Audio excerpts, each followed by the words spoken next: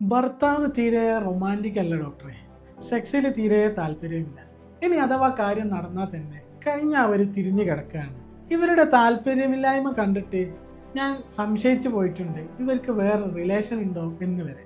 ഇതിനെക്കുറിച്ചൊക്കെ അവരോട് ചോദിക്കുന്ന സമയത്ത് അവർക്ക് പറയാനുള്ളത്, എനിക്ക് വയ്യ, എനിക്ക് ക്ഷീണമാണ്, എനിക്കാവുന്നില്ല, എനിക്ക് മേലുവേദനയാണ്, ഇതൊന്നും പറഞ്ഞിട്ട് എനിക്ക് മനസ്സിലാവുന്നില്ലേ എന്നൊക്കെ പറഞ്ഞ് എന്നോട് ദേഷ്യപ്പെടാറാണ് പതിവ് എന്നാണ് ആ സ്ത്രീ പറഞ്ഞത്. കാര്യങ്ങളൊക്കെ മനസ്സിലായി ചില ടെസ്റ്റുകൾ ഞാൻ നിർദ്ദേശിച്ചു.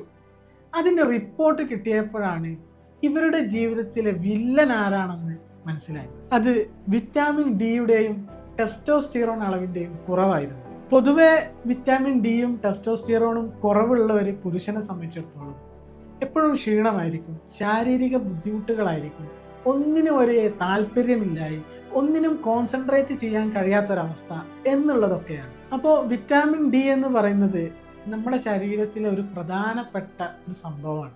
അപ്പോൾ ഇത് കുറവുണ്ട് എന്നുണ്ടെങ്കിൽ ഒന്നിരിക്കൽ നമ്മൾ എന്ത് ചെയ്യണം, അതിൻ്റെ സപ്ലിമെൻ്ററി ആയിട്ടോ ഇനി അതല്ല നാച്ചുറലി ഫുഡ് വഴിയോ എങ്ങനെയെങ്കിലും നമ്മളെ ശരീരത്തിൽ എത്തിയേ പറ്റൂ.